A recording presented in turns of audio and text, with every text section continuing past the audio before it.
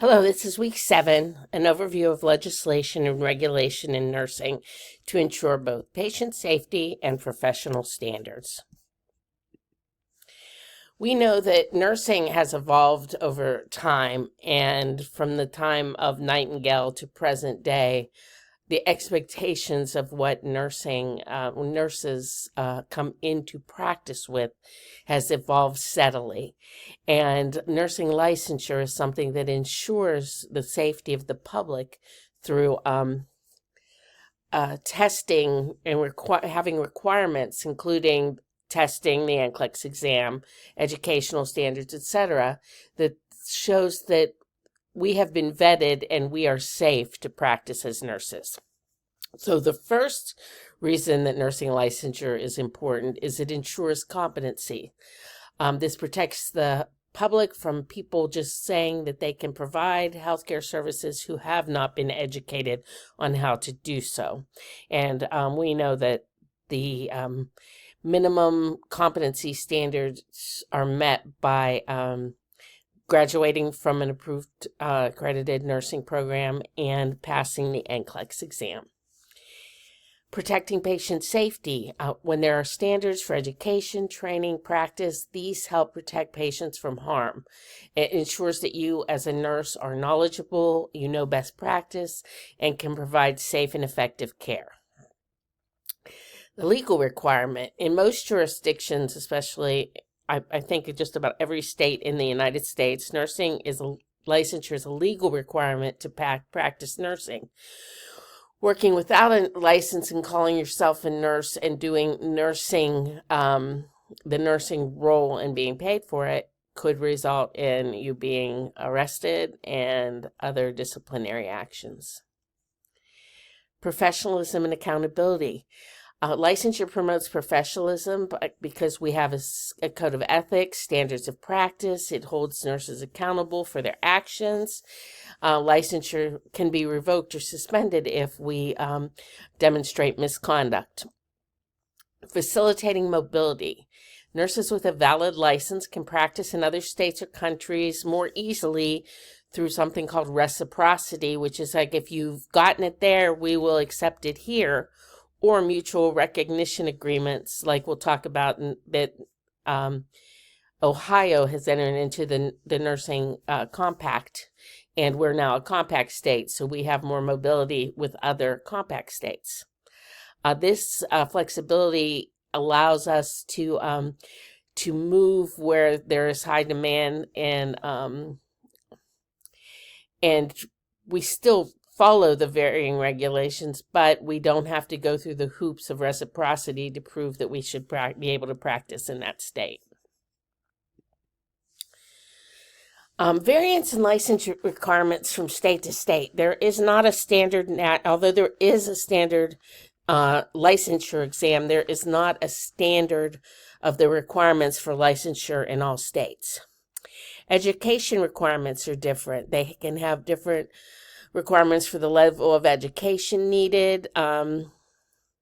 Some states may require a BSN. They can do that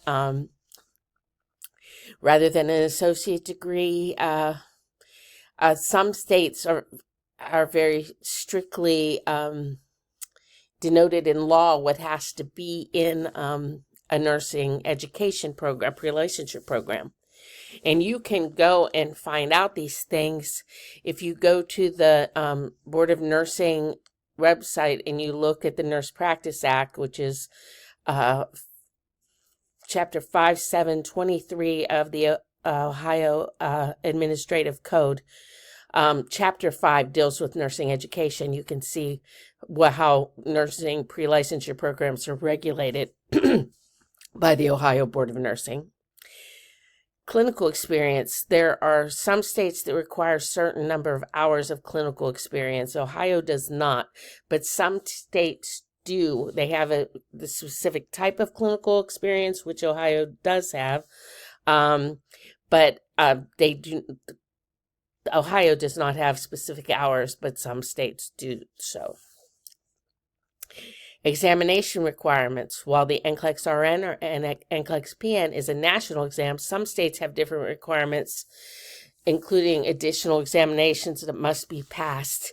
I know it used to be in Kentucky, you had, before you can get your license, you had to pass a test on AIDS, HIV. So different states can have different requirements when it comes, even though the licensure exam is in place, they may have different requirements of testing they want you to take before you become licensed. Background checks. States may require background checks as part of their licensure process, and the requirements for these checks can vary. This is why it took so long for Ohio to enter the nursing compact, license agreement, because they felt that some of the states weren't as strict with their background check requirements. But I guess everybody came up to the same level, and then Ohio entered at least some minimum level that the board felt was important.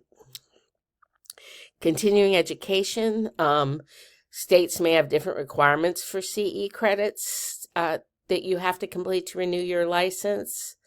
It might be the number, the types of courses, or the topics that must be reviewed every 2 years. As in Ohio, we have to have that 1 credit of nursing law as part of our 24 credits that we have to demonstrate that we have every 2 years.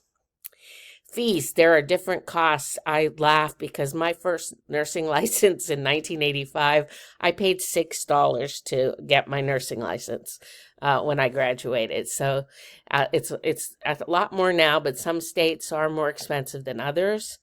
I believe that Kentucky, I could be wrong, but I believe that Kentucky, you have to renew your license annually instead of every 2 years. So that would be more expensive. So there are different fees for different states. And the scope of practice can be different from state to state, and that can impact licensure requirements.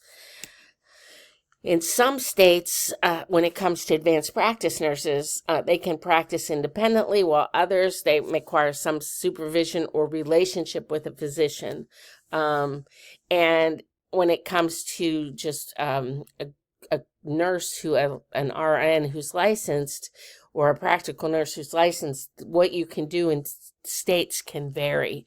So if you are if you have a multi-compact license, you have to know what you can do in each state that you might practice, even though your license is in Ohio. State boards of nursing were established for a multitude of reasons, but the biggest one is licensure.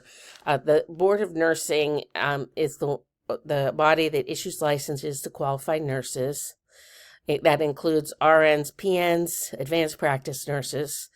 They establish the requirements for licensure, such as the education required, examination, background checks, etc. Regulation. The boards of nursing regulate the practice of nursing within their states to ensure that nurses adhere to established standards of practice and ethics. If there is a complaint against a nurse, they will investigate the complaint and can take disciplinary action if the nurse has violated some law or rule or standard. Education. State boards of nursing approve nursing education programs within their states to ensure that they meet established standards. They also establish continuing education requirements. Every 5 years, if you're lucky, more frequently if you're less lucky, the Board of Nursing comes to every nursing program, and we have to provide them with 5 years of documentation that we have adhered to all of the requirements of Chapter 5 of the Nurse Practice Act. Public protection. One of the primary purposes of the Board of Nursing is to protect the public. They are not there for us as nurses to support us per se. They are there to protect the public. And they ensure that only qualified people and competent people are allowed to practice nursing. And that's done through standards for education, licensure, and practice. And then lastly is policy development. The state boards of nursing participate in the development of state-level healthcare policies that are related to the practice of nursing. education in nursing and regulation.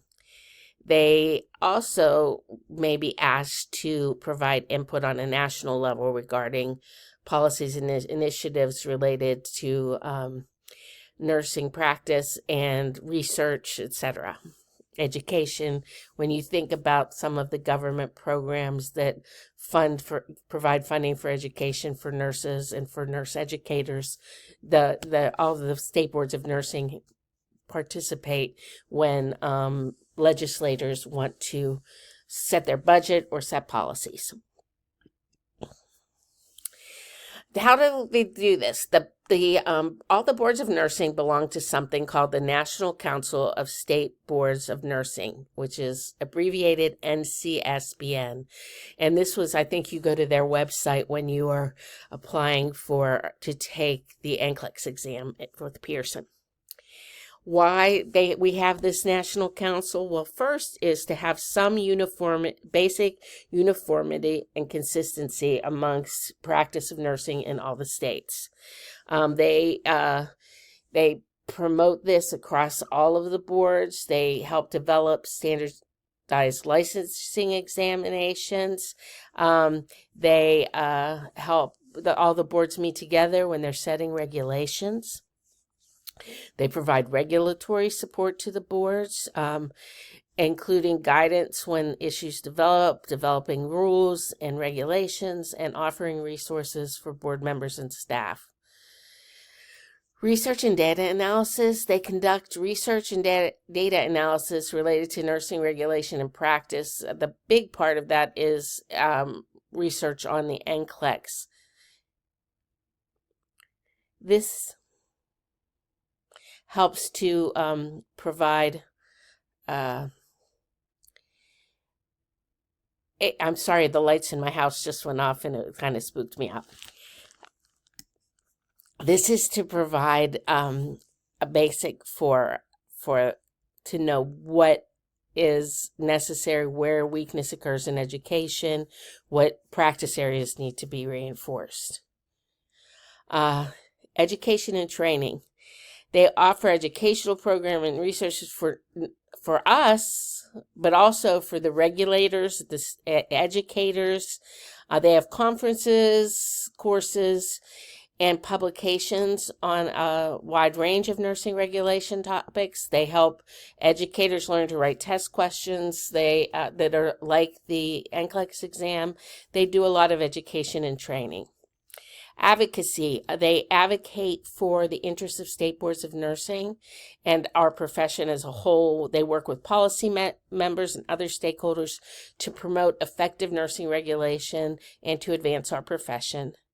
And international collaboration. The NCSBN collaborates with regulatory bodies in other countries around the world to promote best practice in nursing regulation and licensure. The licensure exam, the National Council Licensure Exam, otherwise known as NCLEX. The NCLEX RN, it's a computerized adaptive test, CAT, that is designed to test the knowledge, skills, and abilities that are essential for entry-level practice of registered nursing. It is used by state boards of nursing to determine if a candidate is prepared for entry-level safe nursing practice. And I know all of you have taken the NCLEX exam, at least the NCLEX RN, if not both the NCLEX RN and the NCLEX PN. And CAT, that computerized adaptive test, means that if you get a question right, you get a little harder question. If you get it wrong, you might get a little easier question. So that the test can be anywhere from 90 to 160 questions, and it depends on how well or how poorly you are performing as you take the test, how long the test is going to be, how many questions. There's a wide range of topics. The overarching topics are safe and effective care environment, health promotion and maintenance, psychosocial integrity, and physiological integrity.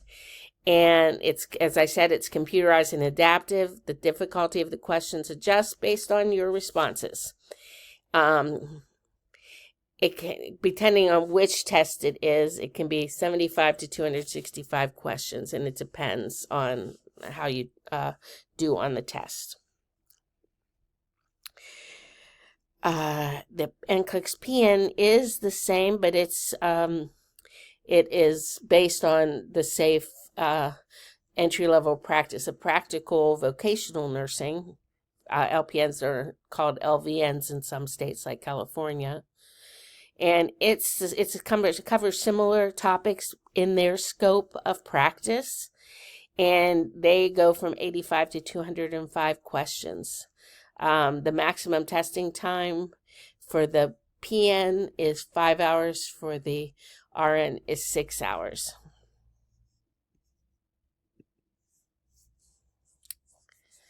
Another way you can get licensure is reciprocity, also known as licensure by endorsement. And that's basically when I went from having a Pennsylvania license to an Ohio license, and so I didn't have to retake a test and everything. What I did was filled out a reciprocity application, and because I had a current active license in good standing in Pennsylvania, I was able to get one in Ohio. And you might have to meet additional requirements imposed by the new state. You have to, in Ohio, you definitely have to get a background check. So you would, if you have graduated from an approved program, you hold a current active license in good standing, you can verify your license from the original state to the new state, and you have to do that by the state. You can't just show them your license. They go to the other state's Board of Nursing and make sure. And then there might be requirements. I think when I had to get a Kentucky license a while ago, I had to do certain types of tests before I could get my full Kentucky license. What are the benefits of reciprocity? Increased workforce mobility, especially when we have shortages. We can move between states more easily and go to areas where there's a high demand for healthcare services. Efficiency and cost savings. When you can get a license without retaking a licensure exam, it'll reduce your time, effort, and cost to get your new license. Why would I want to move if I had to pay a bunch of money to move my license? Improved access to care. It may ensure that healthcare facilities have an adequate number of qualified nurses if nurses go from an area with a higher concentration of nursing to a lower concentration of nurses, especially when you think about underserved areas. It supports travel nursing. It makes it allowable for nurses who work in multiple states on short-term assignments to get licensed in multiple states. It facilitates disaster responses. Nurses respond to disasters. If, like, say, you're going to the Carolinas to work with the Red Cross, you can get licensed very quickly in the other states so that you can go and help as quickly as possible. And it also promotes professional growth by encouraging nurses to pursue opportunities for growth in different states without the barrier of licensure.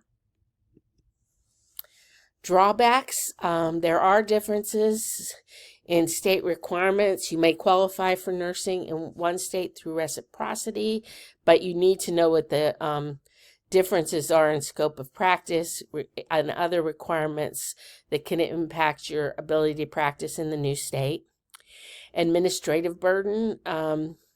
You still may need to complete a lot of paperwork, provide documentation, and meet certain requirements of the new state. There's a potential for variation in competency. Some critics say that reciprocity could lead to variations in competency among nurses, as there may be the standards of licensure may be different in the different states. While there have been efforts to standardize licensure requirements, not all states participate in the agreements, and there could be inconsistency in licensure requirements across states. The impact on the local workforce: if I'm leaving a place to go work somewhere else, I could cause a shortage in the area where I was originally practicing. And quality control concerns. There have been concerns that reciprocity can undermine the efforts in a particular state to meet high standards in education, training, and competency. So what we had, reciprocity, then something the National Council of State Boards of Nursing work with boards of nursing to develop the Nurse Licensure Compact, or the NLC. It's a mutual recognition agreement amongst participating states that allows nurses to practice across state lines by having a multi-state license, with the ability to practice in other compact states without obtaining additional licensure. And it's based on several key principles. These principles are mobility. It provides a nursing workforce that can be mobile and move between states without the need for additional licenses. And this is important, especially for those who are in border states like us. We're a tri-state area, and there are quad state areas. It also is important for telehealth, because if you're doing telehealth and your person is in a different state, you can't provide telehealth care to somebody who lives in a state that you are not licensed to be a nurse in. Access to care by increasing the number of nurses, especially in underserved areas.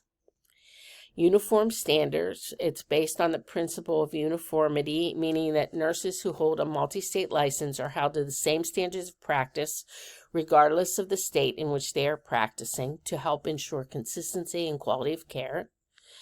Patient protection. It ensures patient protection by allowing states to quickly and efficiently take action against nurses who engage in unsafe or unethical practice. And the last key principle is state sovereignty. Although it promotes interstate practice, it respects the sovereignty of the individual states by allowing them to retain their authority over the licensure and regulation of nursing practice within their border. We aren't trying to create a national license. It's an agreement between states. Eligibility and participation in the NLC is based on several criteria established by the National Council of State Boards of Nursing. They have to hold a valid and unrestricted license to practice as an RN or an LPN in a compact state, reside in a compact state, declare a compact state as their primary state of residence for licensure purposes, and meet any additional requirement established by the State Board of Nursing in their PSOR, their primary state of residence, such as criminal background checks or fingerprinting. It's voluntary for both states and nurses. States have to enact legislation to join the compact. So when Ohio, within the last 2 years, became a compact state, first they had to go to the state legislature and request permission to join the compact. And for a while we weren't doing that because the board did not like the minimum requirements for background checks. But that hurdle was jumped over, and you can now have a compact license in Ohio. If you do not meet the eligibility criteria, or you do not want to practice in the NLC, you can obtain a single state license from your state of residence. And like me, I'm within a few years of retirement. I don't plan on teaching clinical anytime now because I'm an administrator. So I just have a regular Ohio license. And a big thing to note is just because you have a compact license, a multi-state license, doesn't mean you can practice in every state, because there are still non-compact states. If you want to practice in a non-compact state, you have to try to go with reciprocity and get a license in that state. And remember that if you have a multi-state license, you still have to adhere to the laws and regulations of the state you are practicing in at any given time. So it's really important that you know what the law says, what the Nurse Practice Act is in any state that you are going to. Challenges and considerations of the NLC. You have to understand state-specific regulations. You have to know what you can and cannot do in a state. There might be differences in scope of practice, continuing education requirement, and licensure renewal processes. So what that means is if to renew your license, you have to have a Ohio law continuing education unit. If somebody from Kentucky wants to practice in Ohio and they have a compact license, they still should be having that Ohio law unit, because the reason we have that is so that we are up on any changes to the law, so we understand our scope of practice and requirements. If you live in a state with 24 CNE unit requirements for relicensure and you go to one that has 32, you make sure you have the maximum number required by any state you're going to practice in. Professional liability insurance. If you practice in multiple states, you might need to have liability insurance that covers practice in all states which you are licensed or which you plan on working in, and that can be more complex and expensive than obtaining insurance for practice in a single state. Continuing education requirements. You must meet the education requirements in each state which they are licensed. That includes the number, different types of education required to maintain licensure. Legal and regulatory challenges. When you practice in multiple states, you have to know what's going on in the laws and regulations of practice nursing in each state. And you also need to know if there are changes in the nursing licensure compact itself and any state regulations that may impact your practice. And ethical considerations. You must ensure you're practicing ethically and within the scope of their licensure in each state. And that includes understanding, adhering to each state's nursing code of ethics and practice standards. So those are all about getting licensure and getting licensure in different states. So this is not so great. This is reasons that your license can be revoked or suspended.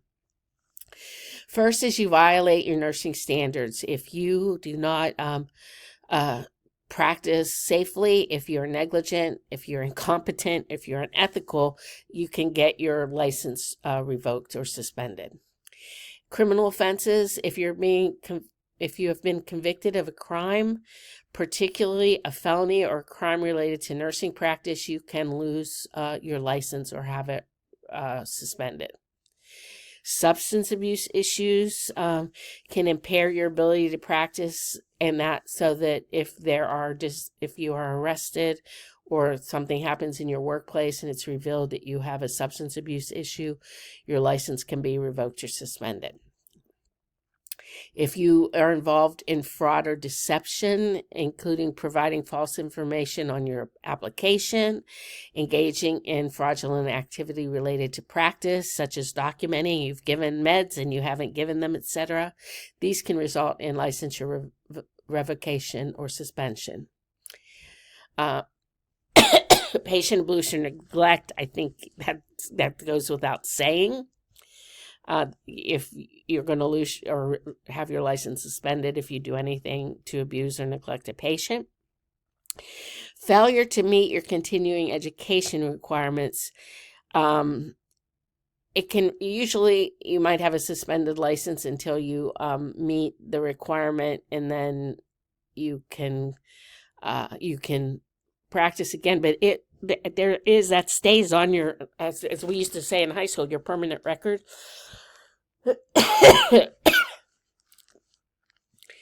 And sorry about that. Failure to maintain your licensure requirements. Not renewing renewing late, not doing your CE, failing to notify the licensing board of a change in address or other relevant information, which we are required to maintain, can result in licensure revocation or suspension. Not something we want to see, but if you look at the momentum when it comes out every quarter, you can see all of the actions against people's license are listed in there, and you, of course, never want your name to be amongst them. What disciplinary procedures occur?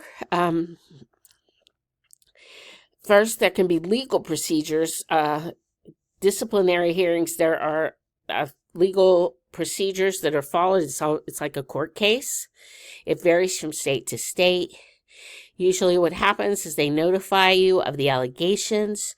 You have an opportunity to respond and provide documentation as to your innocence. And then there'll be a hearing where evidence is presented and witnesses can testify. So it's very much like, it seems like you're being in a court case. Rights of the nurse. You have the right to be represented by legal counsel during disciplinary hearings and to prevent evidence and witnesses on your behalf. Your legal representative also has the right to cross-examine witnesses and to review and respond to any evidence that is presented against you. Burden of proof. The burden of proof falls on the licensing board, which must prove by a preponderance of the evidence that the nurse engaged in misconduct or violated nursing standards. It's just like in court. You're presumed innocent until proven guilty, so they must prove that you did something wrong. The types of discipline depends on the outcome of the hearing. You can have get a reprimand on your license. You can have probation, being on a probationary license. Your license can be suspended or revoked depending on what the infraction was. There is an appeals process. You can appeal the outcome of your hearing. It varies from state to state. Generally involves a review by a higher authority, such as a review board or a court, like an actual judge outside of the Board of Nursing. Confidentiality.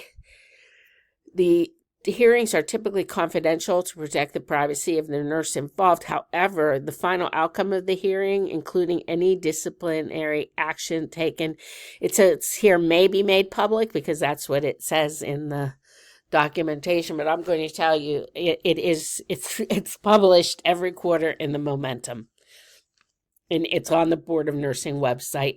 And generally, there will be a note on your license, and when you go to NERCIS, which is the National Council of Boards of Nursing, has its own licensure system. The documents are there. I can read what happened in the hearing and what the results were, what was said against you. Everything is there. Next, CEU requirements. Take these seriously. I know many people who were audited and had to send in all of their documentation. So make sure you keep that. So each state usually has a requirement between 20 to 30 contact hours every 2 years to be relicensed. And often there are a certain number of hours specific to certain topics. These must be obtained from an approved provider, which could be an accredited nursing schools, professional nursing organization, or state nursing boards. Anything that you you submit, it needs to be that you were in an approved nursing program, or you were in an approved CEU provider. And that if you look at your CEU certificates, it always has who the provider is and all that pertinent information. And the provider also has to keep such documentation. So you need to keep all the documentation of your completed CEUs, the certificate of completion or transcripts in case you are audited. CEUs must usually be completed before a nurse can renew their license. If you don't do your CEUs, you might have your license delayed or denied renewal. And some states have exempt certain categories from nurses from CEU requirements, like when you're newly licensed or you have an inactive license. An active license, you're just keeping it, but you're not working. A newly licensed, you just went through a nursing program, so they're not requiring you to take CEUs yet until your renewal period. What happens if you don't meet your CEU requirements? Your license can lapse. You will not be legally authorized to practice until you fulfill the requirements and your license is reinstated. Late fees, you'll have to pay more for your license. Most states have a late fee if you don't renew your license on time. You may have additional CEU requirements if you fail to meet the basic requirements. Audit and review. They conduct audits to verify nurses have completed the required CEUs. If you are audited and cannot provide documentation of CEUs, you may face disciplinary action. And ineligibility for certain positions. If you have a leadership role or work in a specialty area, you may be required to have an active unrestricted license. So if your license lapsed and there's something put on it that says your license was lapsed and you now have a restricted license for a while because of the result of not completing your CEUs, you might be ineligible for these positions. And professional consequences. It can include damage to your reputation and credibility as a nurse. So that is this week's talk about licensure and regulation. I hope you have a good week, and don't forget to submit your topic for your policy paper by the end of the day on Sunday via email. Put NUR 420 nurse policy paper in the subject line. Have a great day.